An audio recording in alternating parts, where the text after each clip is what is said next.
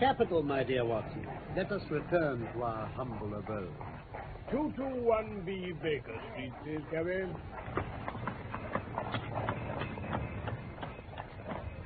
From London, we present The Devil's Foot by Michael Hardwick, based on the short story by Sir Arthur Conan Doyle. The Devil's Foot. It was in the spring of 1897 that Sherlock Holmes's iron constitution showed some symptoms of giving way in the face of constant hard work of a most exacting kind, and he was induced at last, on the threat of being permanently disqualified from work, to give himself a complete change of scene and air. Thus it was that in the spring of that year we found ourselves together in a small cottage near Poldhu Bay, at the further extremity of the Cornish peninsula. The vicar of the parish, Mr. Roundhay, we came to know as something of an archaeologist, and we also met his lodger, Mr. Mortimer Trigenis, an independent gentleman who increased the clergyman's scanty resources by taking rooms in his large, straggling house. These were the two men who entered abruptly into our little sitting room as we were smoking together shortly after our breakfast hour. Mr. Holmes, the most extraordinary and tragic affair has occurred during the night. We can only regard it as a special providence that you should chance to be here at this time. In all England, you are the one man we need. Mr. Roundhay, I really must remind you that Mr. Holmes is here for the benefit of his health, and... No, Watson, please. Oh, now, Holmes... No, I insist. You were saying, Mr. Roundhay? Thank you.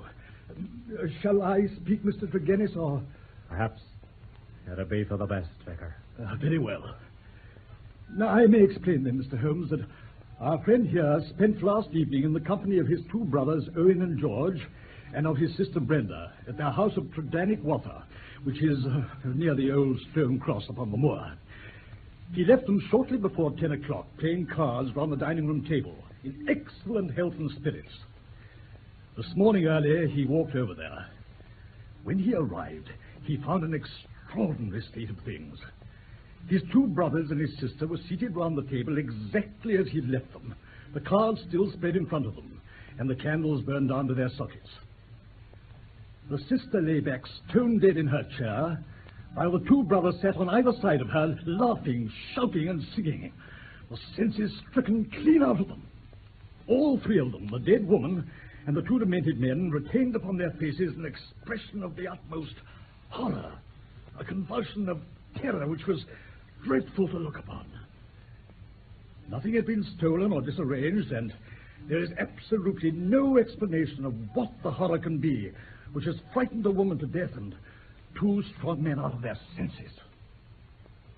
I will look into this matter.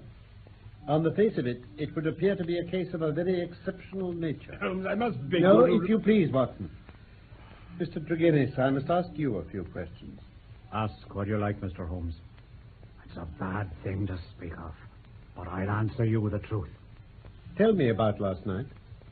I supped there, as the vicar said. My elder brother, George, proposed a game of whist afterwards.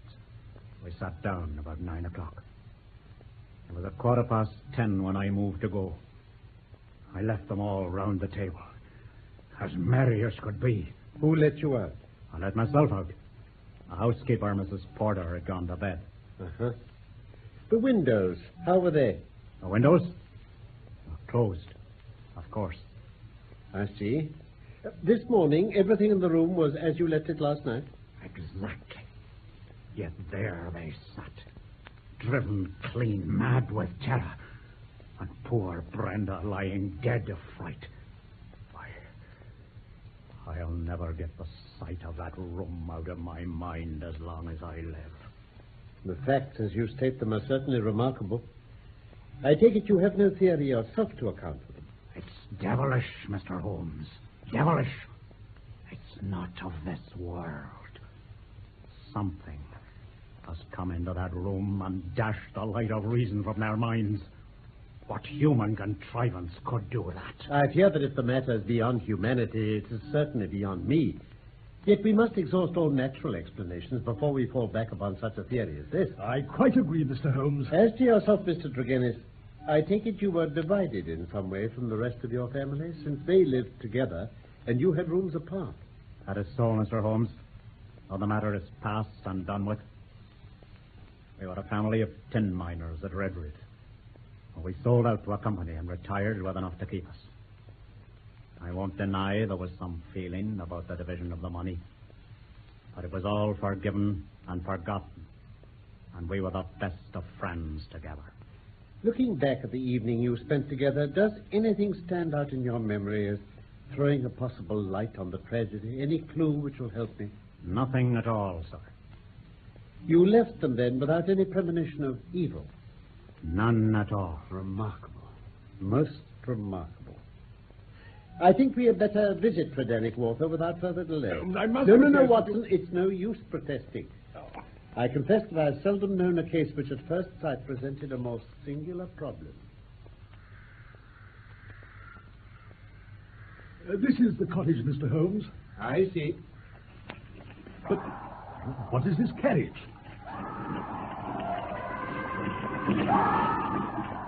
My brothers, George and Owen. They're taking them away to Helston Asylum. Oh, dear me. Careful, Holmes. You've upset that watering can. Oh, all over my feet, too. My dear Watson, I do apologize. I wasn't looking where I was treading. Oh. That pitiful sight. Oh, tragic. Terrible thing. Terrible. Come, Mr. Trigenis. Brace yourself if you can. Thank you, sir. Now, let us go inside and see what we shall find. This is Mrs. Porter, the housekeeper, Mr. Holmes. A terrible business for you, Mrs. Porter. Is that, sir? I understand you heard nothing at all in the night time. Not a sound, sir. And this morning? Well, I come down and there they were. I fainted away. And then? I came to again soon, sir, and there they were still, gibbering like good monkeys, and the poor mistress, sir. Oh. I opened the windows to let the morning air in. It was that stuffy, and out I ran to send the land for the doctor. And everything in this room is as you found it? Yes, sir. Yeah, the cards all over the table, yes, and the candles burned down. Oh, only the chairs has been pushed back, sir. Ah, I see they had a fire in the grate last night. It was lit after I arrived. The night was cold and damp. Ah, yes. Well, thank you, Mrs. Porter. Thank you, sir. What are you going to do now, Mr. Holmes? With your permission, gentlemen, Dr. Watson and I will now return to our cottage. But I'm not aware that any new fact is likely to come to our notice here. But, Mr. Holmes... In the meantime, I wish you both good morning, gentlemen. Now, I take it in the first place that neither of us is prepared to admit diabolical intrusions into the affairs of men. Certainly not. Very good. There remain 3 persons who have been grievously stricken by some conscious or unconscious human agency. Now, when did this occur? Well, after Mortimer Trigenis left the room, by all accounts. Within a few minutes afterward. That's a very important point. The cards still lay upon the table. It was already past their usual hour for bed. Yet they had not changed their position or pushed back their chairs. Yes, that's true enough. But, Holmes, what about Mortimer himself? What were his movements after he left the room? Oh, I had already considered that. Oh, how? Knowing my methods as you do, you were, of course, conscious of the somewhat clumsy watering can expedient, by which I obtained a clearer impress of his foot than might otherwise have been possible. The wet, sandy path took it admirably. Oh, so that's why I got a soaking one. My apologies. It wasn't difficult, having obtained a sample print, to pick out his track among others. He appears to have walked swiftly away in the direction of his lodgings at the vicarage. Now, then that only leaves Mrs. Porter. Oh, she's evidently harmless. You perceive our difficulties. They're only too clear. Oh, we have a visitor, Watson. A visitor? How do you know? His footmarks are clearly discernible upon the path leading up to our door, but not away from it. Let us inquire within. Sherlock Holmes? The same. My name is Sterndale, Dr. Leon Sterndale. You may have heard of me. Of course, my dear sir. This is my friend, Dr. Watson. How do you do? Oh, I'm honored to make your acquaintance, Dr. Sterndale. We have seen you once or twice in the distance upon the cliffs, Dr. Sterndale. I fancy that lions are a little scarce about these parts, sir. I find all the lions I want in Africa, Mr. Holmes. But even an explorer must have his fill of his old familiar places from time to time. I quite understand.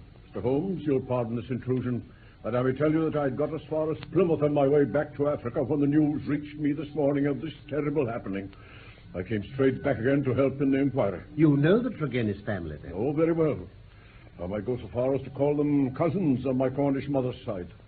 This has been a great shock to me, Mr. Holmes. And you've lost your boat as a result of coming back? Oh, no matter. I can take the next. Friendship indeed, eh, Watson? Admirable. But surely this event could not have found its way into the Plymouth morning papers. No, sir. I had a telegram. Might I ask from whom? You're very inquisitive, Mr. Holmes. It is my business. Well, then it was from Mr. Roundhay, the vicar. Thank you. And now perhaps you would not mind telling me if your suspicions point in any particular direction? No, I can hardly answer that. I may say that I have not cleared my mind entirely on the subject of this case, but I have every hope of reaching some conclusion. It would be premature to say more. Then I've wasted my time, and I need not prolong my visit. Good day, gentlemen. Good day, Dr. Stern. Well, upon my word. Holmes, what are you doing? Having permitted Dr. Leon Sterndale a few minutes' start, I propose to follow in his footsteps. I doubt whether you'll see me again before evening. Oh, but Holmes...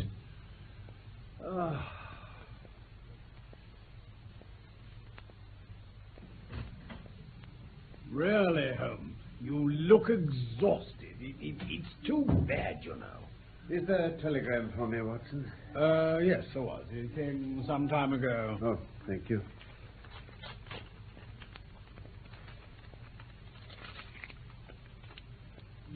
From the Plymouth Hotel.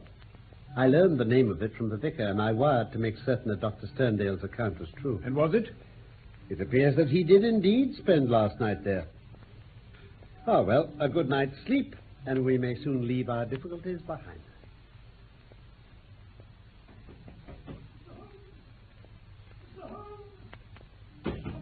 Coming! Who on earth is it at this time of the morning? Just a moment.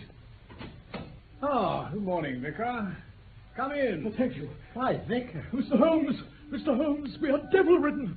My poor parish is devil-ridden. Satan himself is loose in it. We are given over into his hands. My dear Vicar, calm yourself. No, I tell you we are. Nothing of the sort, sir. Now, pray tell me what has happened. Mr. Mortimer Trigenis died during the night. What? With exactly the same symptoms as the rest of his family. Oh! Mr. Roundhead, is your dog cart outside? Yes. Can you fit us both into it? Yes, I can. Then we're entirely at your disposal, but hurry before things get disarrayed. No doubt at all, Holmes. This man died of fright. Terror. You see the contortion of the limbs? How incredibly stuffy it is in here. I remarked on that myself earlier, Mr. Holmes. My servant drew my attention to that lamp smoking on the centre table. She had to throw open all the windows upon entering the room, but I did not permit her to put out the lamp, so that you could see everything precisely as it had been. An admirable precaution, Vicar. Then let us examine the lamp first. Oh. Oh, the smoke. I really think we must turn it out. I'll do it. Thank you. Oh, yeah. Oof, that's better. Now then, just scrape a sample of this ash from under the talc shield and place it in this envelope. Good. So much for the lamp. Now, Mr. Roundhay, may I examine Mr. Trigenis' bedroom? Certainly. It's immediately above this room. Find anything of interest, Holmes? Yes, indeed. The bedroom window and the sitting room lamp. Each is suggestive, and together they're almost conclusive. The lamp? Certainly. You'll remember, Watson, that there is a single common point of resemblance in the varying reports which have reached us. This concerns the atmosphere of the room in each case. Yes.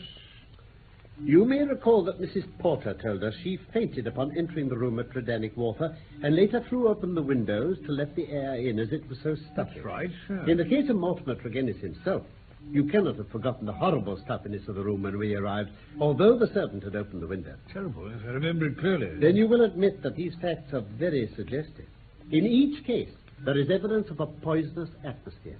In each case also, there is combustion going on in the room. In the one case, a fire, in the other, a lamp. The fire was needed. It was a chilly, damp night. But the lamp was lit long after it was broad daylight. But why? Surely, because there is some connection between three things.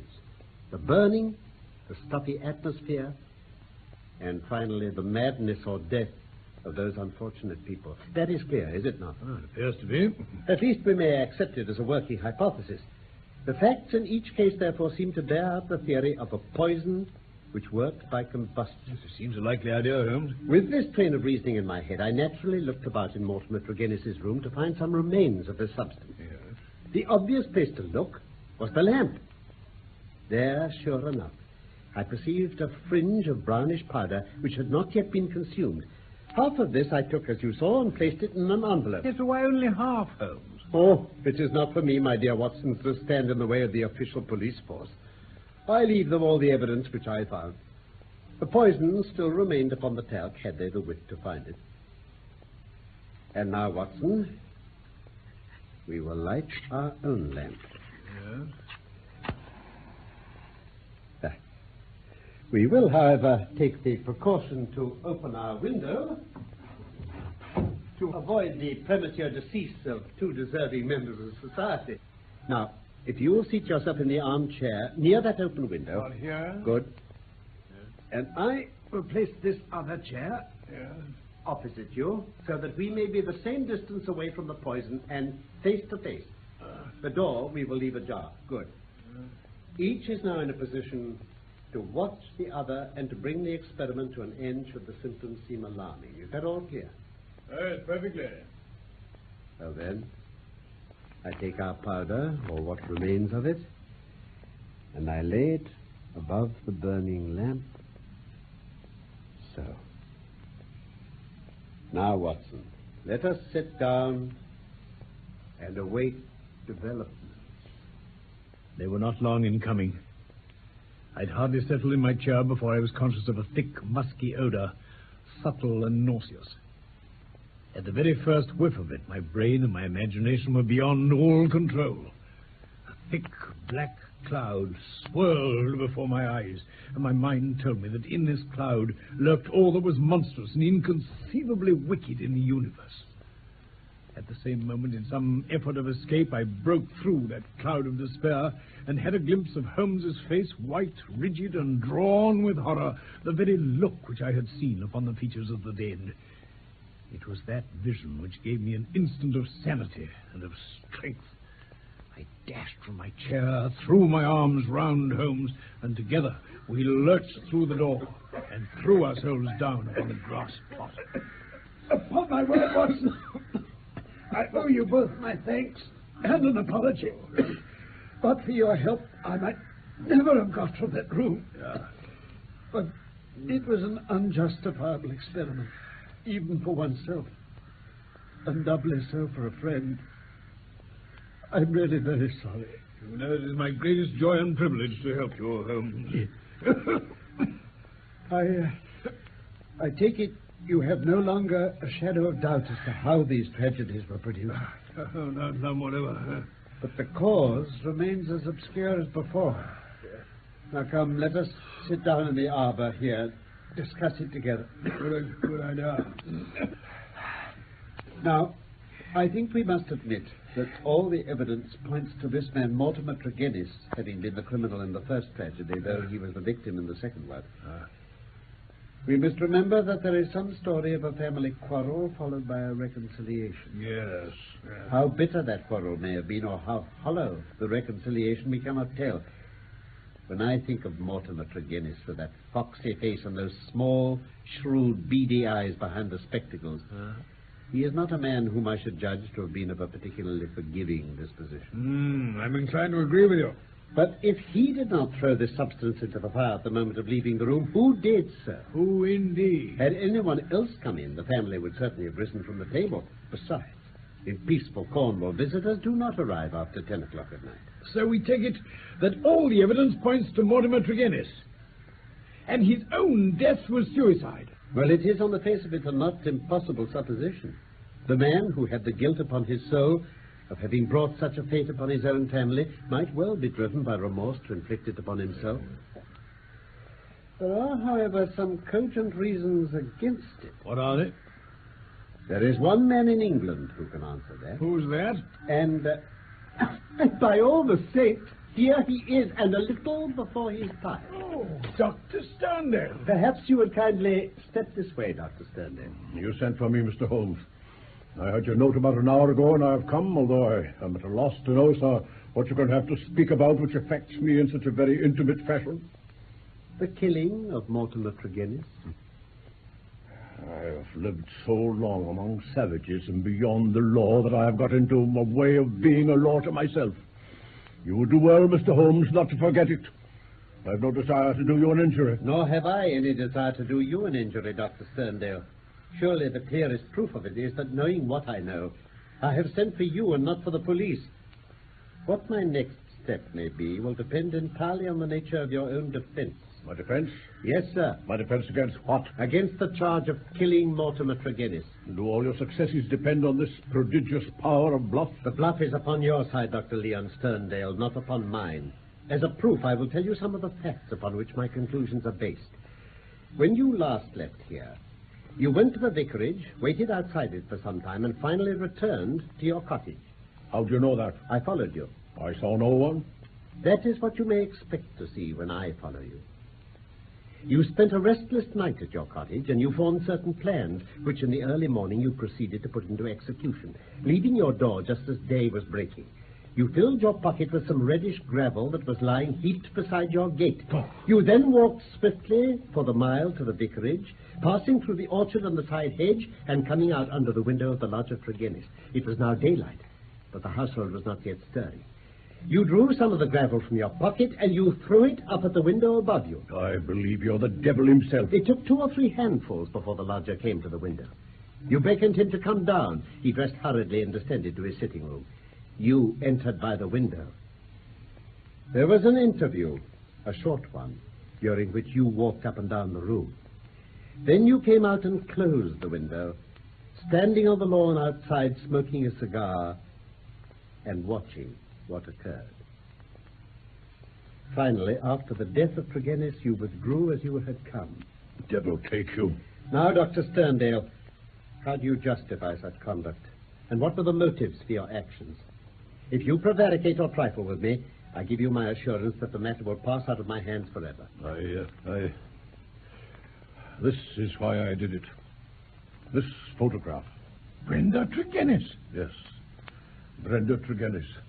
For years I have loved her. For years she has loved me. There is the secret to my Cornish seclusion which people have marveled at. I see. I couldn't marry her. I have a wife who left me years ago, and yet whom I could not divorce under the deplorable laws of England. For years, Brenda and I waited for this. Proceed. The vicar knew he was in our confidence. That was why he telegraphed to me, and I returned. Look, you see this? Radix pedis diaboli, devil's foot root. What is it? The root is shaped like a foot, half human, half goat-like. Hence the fanciful name given by a botanical missionary. Well, sir? One day, only a couple of weeks ago, I showed this Mortimer some of my African curiosities.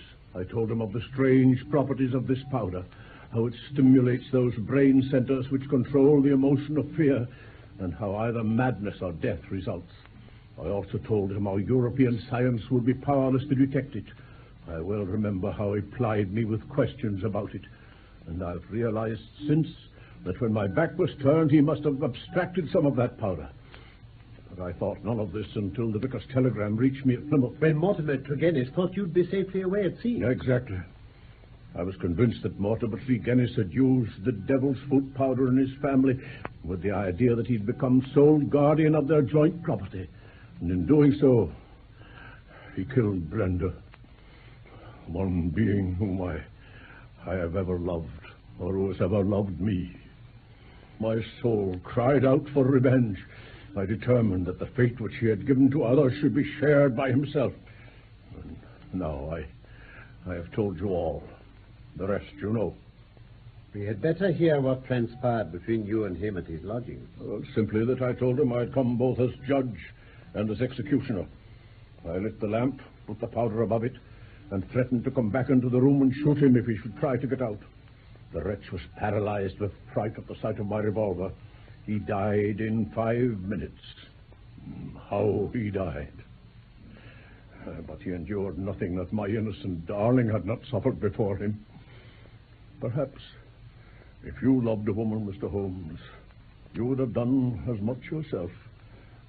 At any rate, you can do what you like with me. There is no man living who can fear death less than I do. What were your plans? I had intended to bury myself away in Central Africa. My work there is only half finished. Go and do the other half. I, at least, am not prepared to prevent you. Mr. Holmes, good day. Good day, Doctor.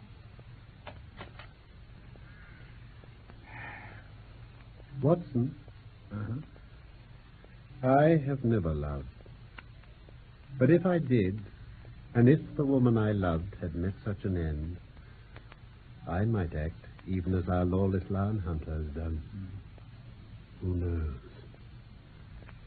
But I think you must agree this is not a case in which we are called upon to interfere. You would not denounce the man. Certainly not, Holmes. Certainly not.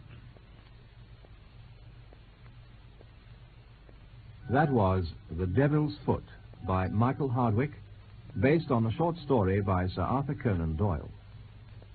Sherlock Holmes was played by Carlton Hobbs and Dr. Watson by Norman Shelley.